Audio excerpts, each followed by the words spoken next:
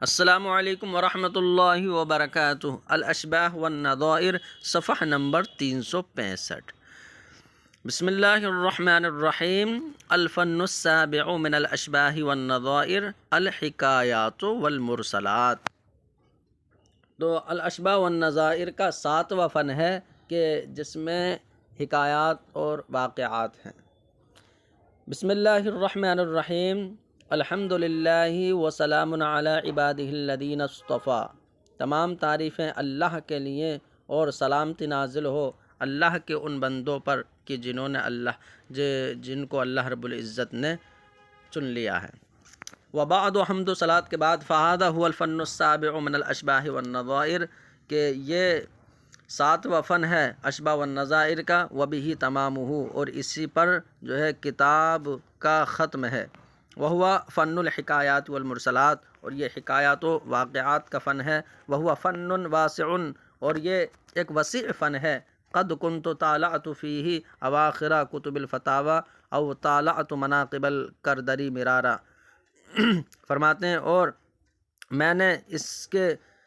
اس فن کے متعلق مطالعہ کیا، فتاوی کی کتابوں کے آخری حصوں کا اور مناقب کردری کا کئی مرتبہ مطالعہ کیا، اور طبقات عبد القادر کا۔ لیکنی اختصرت فی ہذہ الکراس منھا الزبدۃ مقتصرا غالبا علی ما اشتمل علی احکام۔ فرماتے ہیں لیکنی اختصرت فی ہذہ الکراس منھا الزبدۃ، لیکن میں نے ان صفحات میں ان کتابوں سے اخذ کر کے الزبدۃ جو ہے منتخب اور قیمتی باتوں کو لیا ہے، مختصراً غالباً علی ما اشتمل علی احکام، عام طور سے اسی پر جو ہے اختصار کرتے ہوئے کہ جو چند احکام پر مشتمل ہیں۔ فرماتے ہیں لما جلس ابو یوسف للتدریس من غیر اعلام ابی حنیفہ، تو یہ واقعہ یہ ہے کہ قاضی ابو یوسف علیہ الرحمہ جب منصب تدریس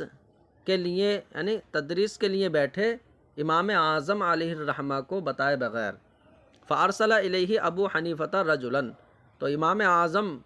رضی اللہ عنہ نے ان کے پاس ایک شخص کو بھیجا، فسألہ عن 5 مسائل، کہ وہ ان سے 5 مسئلے پوچھے۔ تو الاولیٰ، پہلا مسئلہ یہ تھا کہ قصار جحد الثوب وجاء به مقصورا هل يستحق الاجر ام لا، تو پہلا مسئلہ یہ ہے کہ دھوبی نے کپڑا دھویا اور جب وہ مالک مانگنا آیا تو اس نے انکار کر دیا کہ میرے پاس تو کپڑا نہیں تھا۔ تو قصار دھوبی نے کپڑے کا انکار کر دیا، وجاء به مقصورا، پھر بعد میں اس کو جو ہے وہ دھلا ہوا لے کر آیا، تو اب اس نے کہا کہ سوچا کہ میرے پاس کپڑا چلو دے رہے ہیں، پیسے مل بھی جائیں گے، تو اب اس کو وہ دھو کر لے آیا، هل يستحق الاجر ام لا، تو اب یہ اجرت کا مستحق ہوگا یا نہیں بعد میں، تو یہ سوال پوچھا۔ قاضی ابو یوسف نے جواب دیا یستحق الاجر، وہ اجرت کا مستحق ہوگا۔ تو فقال له الرجل، اس سائل نے کہا اخطأت، تم نے خطا کی۔ فقال، تو قاضی ابو یوسف نے فرمایا لا یستحق، وہ اجرت کا مستحق نہیں ہوگا۔ تو فرمایا اخطأت، اب بھی تم نے خطا کی ہے۔ ثم قال له الرجل، تو پھر اس شخص نے قاضی ابو یوسف سے کہا کہ ایسا نہیں ہے، نہ تو وہ اجرت یعنی جیسا آپ نے کہا اجرت کا مستحق ہوگا، یا آپ کہہ رہے ہو اجرت کا مستحق نہیں ہوگا، دونوں میں آپ خطا پر ہیں۔ یعنی اس میں تفصیل یہ ہے کہ ان کانت القصارۃ قبل الجحود استحق، یہ دیکھا جائے گا کہ جو اس نے انکار کیا ہے کپڑے کا، اس انکار سے پہلے اس نے دھل دیا تھا یا نہیں، تو اگر پہلے دھل دیا تھا بعد میں انکار ہے تو اجرت کا مستحق ہوگا، اور اگر جو ہے انکار کے بعد جو ہے دھلا ہے تو اس نے انکار کر کے جو ہے گویا کہ اس کا غصب کر لیا ہے، اور غصب کی ہوئی چیز پر کو جب یہ دھوگا تو اس کا مطلب اپنے لیے دھویا ہے اس نے، تو اجرت کا مستحق نہیں ہوگا۔ فرماتے اگر دھلائی انکار سے پہلے ہے استحقہ تو اجرت کا مستحق ہوگا، وَإِلَّا لا، ورنہ تو اجرت کا مستحق نہیں ہوگا۔ ٹھیک ہے، تو اس کا اجرت کا مستحق اسی وجہ سے نہیں ہوگا کہ وہ غاصب ہو گیا انکار کرنے کی وجہ سے، تو اب اجارہ جو دونوں میں تھا وہ اجارہ باطل ہو گیا۔ اب اس کے بعد اگر اس نے دھویا ہے تو بغیر اجارے کے عقد کے دھویا ہے تو اجرت کا مستحق نہیں ہوگا۔ فرماتے ہیں دوسرا مسئلہ یہ پوچھا کہ حل الدخول فی الصلاۃ بالفرض ام بالسنہ، کہ نماز میں دخول جو ہے وہ فرض کے ذریعے ہوتا ہے سنت کے ذریعے؟ مطلب جب نماز میں انسان شروع ہو جاتا ہے، نماز کو شروع کرتا ہے تو فرض سے شروع کرتا ہے سنت سے؟ تو قاضی ابو یوسف نے فرمایا فرض سے۔ تو اس شخص نے کہا اخطأت، تم نے خطا کی، یعنی غلط بتایا۔ تو کہا سنت سے، تو اس نے کہا یہ بھی جو ہے تو غلط بتایا۔ تو قاضی ابو یوسف حیرت میں پڑ گئے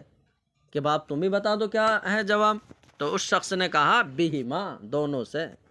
تو فقال الرجل، تو اس شخص نے کہا کہ الدخول فی الصلاۃ بہما، یہاں پر جو ہے مقدر ہے کہ اس شخص نے کہا کہ نماز شروع جو ہے انسان دونوں سے کرتا ہے، فرض سے بھی اور سنت سے بھی۔ کیسے؟ لأن التکبیر فرض ورفع الیدین سنت، کیونکہ تکبیر یہ فرض ہے اور ہاتھوں کو اٹھانا یہ سنت ہے، اور دونوں سے جو ہے نماز شروع ہوتی ہے۔ الثالثۃ، تیسرا یہ مسئلہ پوچھا کہ طیر سقط فی قدر علی النار فیہ لحم ومرق هل یؤکلان ام لا، اگر ایک پرندہ جو ہے ہانڈی آگ پر پک رہی ہے، ٹھیک ہے، اس میں گوشت ہے، اور تو یعنی پرندہ اوپر اڑ رہا ہے، وہ گر گیا اس ہانڈی میں، اور جو ہے تو اب وہ مر گیا اس میں گر کے، تو اس پرندہ جو مر گیا اسے تو بالاتفاق نہیں کھایا جائے گا، ٹھیک ہے۔ اب پوچھا یہ کہ جو شوروا اور گوشت اس میں ہے اسے کھایا جائے گا یا نہیں، یہ اس شخص نے سوال پوچھا۔ تو قاضی ابو یوسف نے فرمایا کھایا جائے گا۔ اس نے کہا کہ تم نے خطا کی ہے، تو کہا کہ نہیں کھایا جائے گا، تو کہا اب بھی تم نے جو ہے غلطی کی ہے۔ تو قاضی ابو یوسف نے فرمایا کہ پھر تم ہی بتاؤ کیا ہے۔ تو اس نے کہا دیکھو گوشت جو ہے اگر پرندہ گرنے سے پہلے گوشت پک چکا تھا تو پھر اس کو 3 مرتبہ دھو کر جو ہے کھا لیا جائے گا، اور شوربہ جو ہے وہ پھینک دیا جائے گا۔ اور اگر پرندہ گرنے سے پہلے جو ہے گوشت نہیں پکا، بعد میں پکا ہے، ٹھیک ہے، گرنے کے بعد پکا ہے گوشت، تو اب جو ہے تمام کو پھینکا جائے گا۔ تو فرماتے ہیں دیکھیے طیر سقط فی قدر، ایک پرندہ اڑتا ہوا جو ہے وہ اس ہانڈی میں گر گیا جو آگ پر پک رہی تھی، فیہ لحم و مرق، کہ اس میں گوشت اور شوربہ تھا، تو کیا دونوں کو کھایا جائے گا؟ نہیں۔ تو قاضی ابو یوسف نے فرمایا یؤکل، کھایا جائے گا، فخطأ، تو اس میں جو ہے خطا کی، اور پھر کہا کہ نہیں کھایا جائے گا، فخطأ، پھر اس میں بتانے میں جو ہے خطا کی۔ ثم قال، پھر اس شخص نے کہا کہ ان کان اللحم مطبوخا قبل سقوط الطیر، پرندہ گرنے سے پہلے گوشت اگر پک چکا تھا، یغسل ثلاثا، تو اسے 3 مرتبہ دھو کر یؤکل، اسے کھا لیا جائے گا، وترمى المرقة، اور شوربہ پھینک دیا جائے گا، والا یرمى الکل، ورنہ تو سب کو پھینک دیا جائے گا۔ تو اس کی وجہ یہی ہے کہ اگر یعنی گوشت جو ہے وہ ابل رہا تھا، تو پھر اس حالت میں جو ہے اگر وہ گر گیا ہے نہیں، تو اب اس لیے کہ جب پرندہ گرا ہے تو وہ ناپاک ہو گیا، کیونکہ اس میں وہ گرنے کی وجہ سے مر گیا، تو جو اس کا پانی ہے شوربہ وہ ناپاک ہو گیا، پھر جو گوشت ابھی ابل رہا ہے وہ اس پانی کو جذب کرے گا، تو جب جذب کرے گا تو ظاہر سی بات ہے وہ گوشت جو ہے وہ ناپاک ہو جائے گا۔ لیکن اگر گوشت جب پک چکا ہے تو اب اس میں پھر پرندہ گرا ہے، تو اب وہ پانی کو جذب نہیں کرے گا شوربے کو، اس لیے کہ جو ہے وہ پک چکا ہے، تو اس لیے اب کھا لیا جائے گا۔ لیکن یہ امام محمد کے قول کے مطابق ہے۔ اس میں قاضی ابو یوسف کا قول یہ ہے کہ پاک پرندہ اگر گرا ہے تو ہاں انہوں نے کہا ہے کہ اگر پرندہ گر گیا ہے اور مر گیا ہے تو گوشت کو جو ہے پاک پانی سے 3 مرتبہ دھویا جائے گا، ہر مرتبہ نئے پانی سے، پھر جو ہے وہ گوشت پاک ہو جائے گا، ایسے نہیں اسے پھینکا جائے۔ تو یہ کہا ہے۔ فرماتے ہیں کہ والرابعۃ، چوتھا مسئلہ یہ ہے کہ مسلم لہ زوجۃ ذمیۃ، کہ ایک مسلمان کی ذمی بیوی ہے، ماتت وہ مر گئی، وہی حامل من، اس حال میں کہ وہ مسلمان سے حاملہ ہے، تو تدفن فی ای المقابر، تو کون سے قبرستان میں وہ دفن کی جائے گی، یہ پوچھا کہ کس قبرستان میں دفن کی جائے گی، مسلمانوں کے یا ذمیوں کے یا کس کے؟ تو قاضی ابو یوسف نے فتویٰ دیا فی مقابر المسلمین، مسلمانوں کے قبرستان میں، فخطأہ، تو اس نے کہا کہ اس میں انہوں نے خطا کر دی، فقال، تو کہا فی مقابر اہل ذمہ، ذمیوں کے قبرستان میں، فخطأہ، پھر اس میں جو ہے خطا کر دی، فتحیر ابو یوسف، تو قاضی ابو یوسف حیرت میں پڑ گئے، کہا تم ہی بتا دو پھر۔ تو اس شخص نے کہا تدفن فی مقابر الیہود، وہ یہود کے قبرستان میں دفن کی جائے گی، کیونکہ وہ عورت ذمی ہے لیکن بچہ تو مسلمان کا ہے، تو لیکن مسلمانوں قبرستان میں بھی دفن نہیں کی جائے گی کیونکہ وہ عورت جو ہے مسلمان نہیں ہے، تو یہود کے قبرستان میں دفن کر دی جائے گی، لیکن طریقہ یہ ہوگا کہ بچہ جو ہے وہ ماں کی پشت کی طرف اس کا منہ ہوتا ہے، تو اس ماں کی پیٹھ جو ہے قبلے کی طرف کی جائے گی، چاہے بچے کا منہ جو ہے قبلے کی طرف ہو جائے۔ وہ فرماتے ہیں لیکن یحول وجہہ عن القبلۃ، عورت کا چہرہ قبلے سے پھیر دیا جائے گا، حتیٰ یکون وجہ الولد الی القبلہ، تاکہ بچے کا چہرہ قبلے کی جانب ہو جائے، اس لیے کہ بچہ ماں کے شکم میں جب ہوتا ہے تو اس کا چہرہ ماں کی پشت کی طرف ہوتا ہے۔ الخامسہ، تو پانچواں مسئلہ یہ ہے کہ ام الولد لرجل تزوجت بغیر اذن مولاہا، کہ کسی آدمی کی ام ولد نے اپنے آقا کی اجازت کے بغیر نکاح کر لیا، پھر آقا مر گیا، ٹھیک ہے، تو اپنے آقا کی اجازت اگر ہوتی تو ظاہر سی بات ہے تب تو کوئی مسئلہ ہی نہیں تھا، لیکن اس کی اجازت کے بغیر جو ہے اس نے نکاح کیا ہے، تو آقا مر گیا، تو اب آقا کی عدت جو ہے وہ واجب ہوگی یا نہیں، ٹھیک ہے، تو فرمایا قاضی ابو یوسف نے کہ اس کی اجازت کے بغیر جب نکاح کیا ہے تو اب آقا کی جو ہے وہ عدت واجب ہوگی اس پر، کیونکہ اس سے اس کا تعلق ہے، تو عدت واجب ہوگی۔ فخطأہ، تو قاضی ابو یوسف نے اس میں خطا کی، پھر کہا کہ واجب نہیں ہوگی عدت، تو کہا کہ اس میں بھی جو ہے خطا کی ہے آپ نے۔ ثم قال، پھر قاضی ابو یوسف نے کہا بھی بتاؤ، تو اس شخص نے کہا ان کان الزوج دخل بها لا تجب، اگر شوہر، جس شوہر سے یعنی جس آدمی سے نکاح کر لیا ہے اس شوہر نے اس ام ولد سے جو ہے دخول کر لیا تو لا تجبو، اب آقا کی عدت واجب نہیں ہوگی، کیوں؟ کیونکہ شوہر نے جب اس سے دخول کر لیا تو اس کی وجہ سے جو آقا سے اس کا تعلق تھا وہ ختم ہو گیا،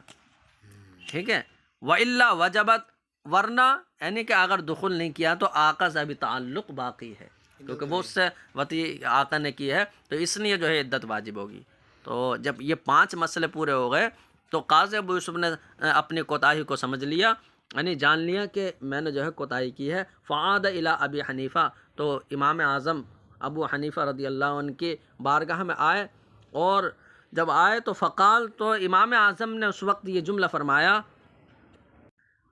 تذببتا قبل ان تحسرما، تو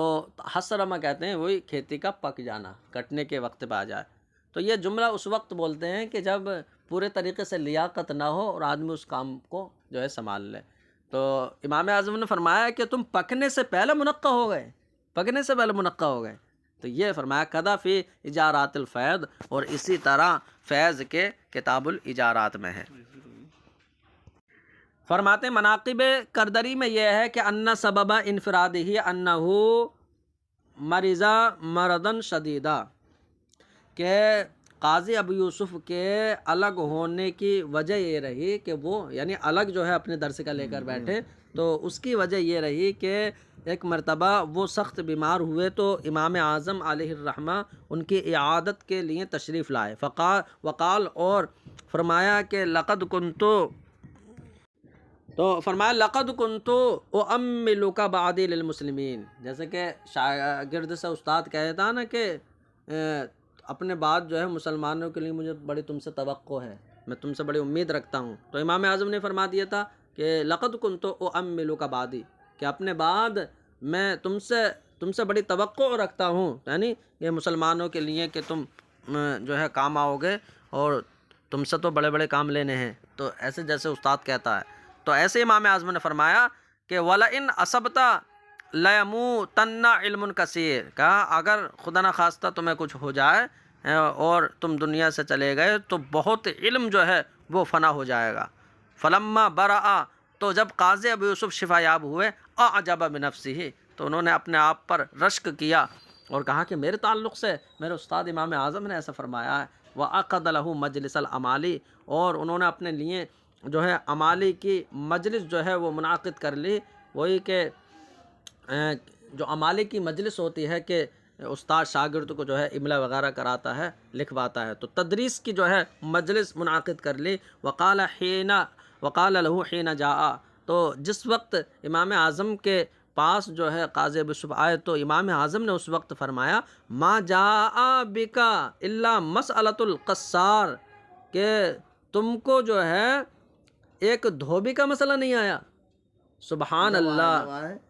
سبحان اللہ، من رجل یتکلم فی دین اللہ ویعقد مجلسا لا یحسن مسئلۃ فی الاجارہ، فرماتا ہے اللہ کی پاکی ہو کہ ایسا شخص ہے کہ دین کے اللہ کے دین میں باتیں کرتا ہے اور مجلس جو ہے منعقد کر لیتا ہے اور اجارے کا ایک مسئلہ اچھے طریقے سے بتا نہیں پاتا۔ ثم قال، پھر کہا من ظن انہ یستغنی عن التعلم فلیبکی علی نفسہ، جو یہ سمجھے کہ وہ سیکھنے سے بے نیاز ہو گیا تو وہ اپنے آپ پر روئے۔ فرماتے وقال فی آخر الحاوی الحصیری، اور حاوی حصیری کتاب کے آخر میں فرمایا ہے کہ مسئلۃ جلیلۃ فی ان المبیع یملک مع البیع او بعدہ، کہ ایک یہ بڑا مسئلہ جو ہے اس بات میں ہے کہ مبیع میں ملکیت وہ بیع کے ساتھ ہوتی ہے یا بیع کے بعد۔ یہ یعنی ایک بڑا مسئلہ یہ ہے کہ ملکیت جو ہے وہ بیع کے ساتھ ثابت ہوتی ہے مبیع میں یا بیع کے بعد، بیع ہو جانے کے بعد۔ تو ابو القاسم صفار نے یہ کہا کہ جر الکلام بین سفیان و بشر فی العقود، تو حضرت سفیان اور بشر کے درمیان گفتگو یعنی جاری ہو گئی کہ یعنی عقود میں جاری ہو گئی کہ متا یملک المالک بہا معہا او بعدہا، تو عقود میں یہ گفتگو ان میں جو ہے جاری ہو گئی کہ کب مالک کی ملکیت ثابت ہوتی ہے عقود میں۔ تو عقود کے ذریعے چاہے عقد و بیع ہو یا یعنی کوئی سا عقد ہو، تو ان عقود کے ذریعے کم مالک جو ہے انسان ہوتا ہے، یعنی ملکیت کب ثابت ہو گیا، معہا ان عقود کے ساتھ، او بعدہا یا اس کے بعد۔ تو دیکھیے بیہا میں ہا ضمیر بھی عقود کی ہے اور یہ بھی، تو یعنی عقود کے ذریعے جو مالک کی ملکیت ہوتی ہے وہ کب ہوتی ہے، معہا عقود کے ساتھ ہی ہوتی ہے بعد میں۔ تو قال کہتے ہیں وَعَلَى الْأَمْرُ إِلَىٰ أَنْ قَالَ سفیان، تو معاملے کا انجام یہاں تک پہنچا کہ قاضی امام سفیان نے جو ہے یہ فرمایا، حضرت سفیان نے، کہ ارأیت لو ان زجاجة سقطت فانکسرت اکان الکسر مع ملاقاتها الارض او قبلها او بعدها، یہ بتاؤ کہ اگر آئینہ گرے، زجاجہ آئینہ گر جائے اور وہ ٹوٹ جائے، تو جو ٹوٹنا ہے یہ اس کے زمین سے ملاقات کرنے کے ساتھ ہے، نہیں جیسے ہی زمین سے وہ لگا تو زمین سے لگنے کے ساتھ ٹوٹنا ہوا ہے یا اس سے پہلے ٹوٹ گیا ہے یا بعد میں ٹوٹ گیا ہے، تو یہ بتاؤ۔ اور پوچھا او ان اللہ تعالی خلق نارن فی، تو پوچھا یا یہ بتاؤ کہ اللہ تعالی نے روئی میں آگ کو پیدا کر دیا، مطلب روئی میں جب آگ لگ جائے گی تو روئی جلے گی نا، تو روئی میں آگ کو پیدا کیا اللہ رب العزت نے، فاحترقت، تو وہ روئی جو ہے وہ جلی، تو آپ بتاؤ مال خلق احترقت او قبلہ او بعدہ، کیا جیسے اللہ رب العزت نے جیسے اس میں آگ کا خلق فرمایا تو اسی وقت جو ہے وہ جل گئی یا اس سے پہلے جلی یا بعد میں جلی؟ تو دیکھو پہلے کی تو کوئی صورت نہیں ہے پہلے جلی ہو، یہ صورت ہے کہ اس کے ساتھ جلی یا بعد میں۔ تو فرماتے ہیں وقد قال غیر سفیان، تو سفیان کے علاوہ جو دوسرے شخص تھے انہوں نے کہا وہو صحیح، اور جو بات انہوں نے کہی وہی ہمارے اکثر صحاب کے نزدیک صحیح ہے، انہوں نے کہا کہ ان الملک فی البیع یقع معہ لا بعدہ، کہ بیع میں ملکیت جو ہے وہ بیع کے ساتھ ہی ثابت ہو جاتی ہے، بعد میں نہیں۔ فیقع المبیع والملک جمیعا من غیر تقدم ولا تأخر، تو اب بیع اور ملکیت یہ دونوں ایک ساتھ جو ہے واقع ہوتی ہیں، کوئی تقدم و تاخر نہیں ہوتا ہے۔ تو اس کا مطلب یہ ہے کہ بیع اور ملکیت جو ہے وہ ایک ساتھ واقع ہوتی ہیں لیکن تقدم و تاخر نہیں ہوتا، تو وقوع میں تقدم و تاخر نہیں ہوتا، اس کا مطلب یہ ہے۔ لیکن حقیقت میں تو پہلے بیع ہوتی ہے، تو یعنی اس کا مطلب یہ ہے کہ بیع کا تقدم ملکیت پر یہ ذاتی ہے، تو تقدم ذاتی بیع کا جو ہے وہ ملکیت پر ہے، لیکن جو ہے وہ زمانے کے اعتبار سے تو تقدم و تاخر زمانی جو ہے وہ دونوں میں نہیں ہے، دونوں کا وجود جو ہے وہ ایک ساتھ ہے۔ تو اس کا مطلب یہ کہہ سکتے ہیں کہ بیع جو ہے بالذات جو ہے مقدم ہے ملکیت پر، لیکن بالزمان جو ہے کوئی ایک دوسرے پر مقدم نہیں ہے، تقدم و تاخر نہیں ہے۔ لأن البیع عقد مبادلۃ و معاوضۃ، اس لیے کہ بیع جو ہے وہ عقد مبادلہ اور معاوضہ کا نام ہے۔ فیجب ان یقع الملک فی الطرفین معا، تو اب ضروری ہے کہ ملکیت جو ہے وہ دونوں طرف میں ایک ساتھ واقع ہو، جیسے مبیع میں اس کی ملکیت ایسی ثمن میں اس کی ملکیت، تو دونوں طرف میں ایک ساتھ جو ہے ملکیت واقع ہو، وہی کہ زمانے کے اعتبار سے کوئی تقدم و تاخر نہیں ہوگا۔ وقد الکلام فی سائر العقود، فرماتے اور یوں ہی گفتگو تمام عقود میں ہوگی، چاہے نکاح ہو یا خلا ہو یا ان کے علاوہ دوسرے عقود مبادلات ہوں، یعنی الی آخر ما ذکر ہو، اس کے آخر تک کے جو انہوں نے ذکر کیا ہے۔ فرماتے ہیں مناقب کردری میں یہ ہے کہ امام اعظم علیہ الرحمہ نے فرمایا خدعتنی امرأۃ و فقہتنی امرأۃ و زہدتنی امرأۃ، کہ ایک عورت نے مجھے دھوکہ دے دیا اور ایک نے مجھے فقیہ بنا دیا اور ایک نے مجھ کو جو ہے وہ زاہد اور پرہیزگار بنا دیا۔ فرماتے ہیں اما الاولی، رہی پہلی عورت کے جس نے مجھے دھوکہ دیا، تو اس کا واقعہ یہ ہے کہ کنت مجتازن، تو اجتازا یجتازو، اس کا معنی آتا گزرنا، مجاز اسی کو کہتے ہیں کہ جو حقیقی معنی سے گزر جائے۔ تو کنت مجتازن، میں ایک راستے سے گزر رہا تھا، فاشارت الی امرأۃ، تو میری طرف ایک عورت نے اشارہ کیا، مجھے ایک عورت نے اشارہ کیا کسی چیز کی طرف، کہ یعنی اشارہ کیا مطروح فی الطریق، تو شیء مطروح فی الطریق، تو مطروح فی الطریق یہ شے کی صفت ہے، تو راستے میں گری ہوئی ایک چیز کی طرف عورت نے مجھے اشارہ کیا، تو کہتے ہیں فتوہمت انہا خرساء،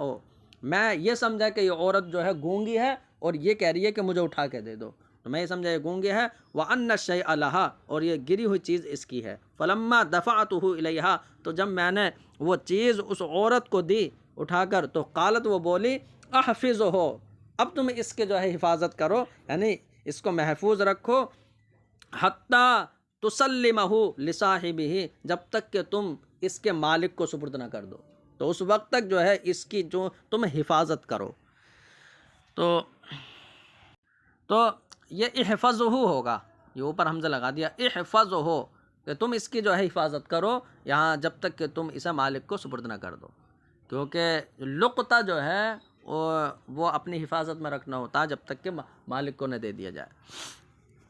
فرماتے دوسری عورت کے جس نے مجھے فقیہ بنا دیا، تو اس کا واقعہ یہ ہے کہ سألتنی امرأۃ عن مسألۃ فی الحیض، کہ ایک عورت نے مجھ سے حیض کا مسئلہ پوچھا، فلم اعرفہا، تو فرماتے اس وقت وہ مسئلہ میری معرفت میں نہیں تھا، میرے علم میں نہیں تھا، فقالت، تو اس عورت نے قولاً ایسی بات کہی، تعلمت الفقہ من اجلی، وہ بات کیا وہ تو اس میں ذکر نہیں ہے، لیکن اس نے ایسی بات کہی کہ جس کی وجہ سے میں نے پھر تفقہ حاصل کیا، یعنی تو فقہ میں جو ہے مہارت، تو یہ فقہ جو ہے سیکھ لیا، تو فرماتے اس نے مجھے فقیہ بنا دیا۔ تو تیسری عورت کا واقعہ ہے کہ مررت ببعض طرقات، ہاں، تو مررت ببعض طرقات، کہ ایک راستے سے میں گزر رہا تھا کہ ایک عورت نے کہا ھذا الذی یصلی الفجر بوضوء العشاء، ارے یہی ہے وہ جو عشاء کے وضو سے فجر کی نماز پڑھتے ہیں، تو فرماتے ہیں فتعمدت ذلک، تو پھر میں نے اس کا قصد اور ارادہ ہی کر لیا کہ جب یہ عورت کہہ رہی ہے تو اس کی بات کو سچا کر دوں، حتی صار دأبی، یہاں تک کہ پھر یہ میری عادت بن گئی۔ اب تو فرماتے ہیں امام اعظم سے اس شخص کے بارے میں پوچھا گیا جو یہ کہے کہ لا ارجو الجنہ، میں جنت کو امید نہیں رکھتا ہوں، جہنم سے نہیں ڈرتا ہوں، اللہ تعالیٰ سے خوف نہیں کھاتا ہوں، مردار کھاتا ہوں، بغیر قرات بغیر رکوع سجود کے جو ہے نماز پڑھتا ہوں، اور بے دیکھے گواہی دیتا ہوں، حق کو ناپسند کرتا ہوں، فتنے سے محبت کرتا ہوں۔ تو فقال اصحابہ امر ھذا الرجل مشکل، تو اصحاب امام اعظم نے یہ فرمایا کہ اس آدمی کا معاملہ تو مشکل لگ رہا ہے کہ اس نے یعنی کافی ایمان سے نہ چلا گیا ہو یہ تو، لیکن امام اعظم نے فرمایا ھذا الرجل یرجو اللہ لل جنت، اس نے بات صحیح کہی ہے کہ یہ جنت کی امید نہیں رکھتا ہے بلکہ اللہ سے امید رکھتا ہے، جنت کی نہیں۔ اس نے کہا جہنم سے نہیں ڈرتا تو اللہ سے ڈرتا ہے، جہنم سے نہیں۔ اور اس نے یہ کہا کہ یہ اللہ سے خوف نہیں کھاتا ہے، یعنی تو یہ اللہ رب العزت کی طرف سے عذاب دینے میں وہ ظلم کرے تو وہ اس کا خوف نہیں ہے اسے، کیونکہ اللہ رب العزت کبھی بھی ظلم نہیں فرماتا۔ اور یہ نہ مردار کھاتا ہے تو یہ کیا ہے، مچھلی اور ٹڈی جو ہے وہ جو مردار ہے وہ جائز ہے، وہ کھاتا ہے۔ اور اس نے کہا بغیر رکوع سجود اور بغیر قرات کی نماز، تو جنازے کی نماز پڑھتا ہے، اس نے کہا بے دیکھے گواہی دیتا ہے تو توحید کی گواہی دیتا ہے، اور حق کو ناپسند کرتا ہے تو ہمیں حق موت ہے، اس موت کو جو ہے ناپسند کرتا ہے، اور فتنے سے محبت کرتا ہے تو مال اولاد یہ فتنہ ہی تو ہے، اس سے محبت کرتا ہے۔ فقام السائل، تو سائل کھڑا ہو گیا، وقبل رأسہ، اور امام اعظم سراج الامہ امام الائمہ علیہ الرحمہ کے پیشانی کو جو ہے اس نے چوم لیا اور کہا اشہد انک للعلم وعاء، میں گواہی دیتا ہوں کہ تم کو علم کا جو ہے وہ حصہ ملا ہے، برتن جو ہے تم علم کا برتن ہو۔ اور فتاوی ظہیریہ کے آخر میں ہے کہ شیخ امام ابو بکر محمد بن فضل سے پوچھا گیا امن، اس شخص کے بارے میں جو کہتا ہے کہ میں جہنم سے نہیں ڈرتا، جنت کی امید نہیں رکھتا، اللہ تعالیٰ سے خوف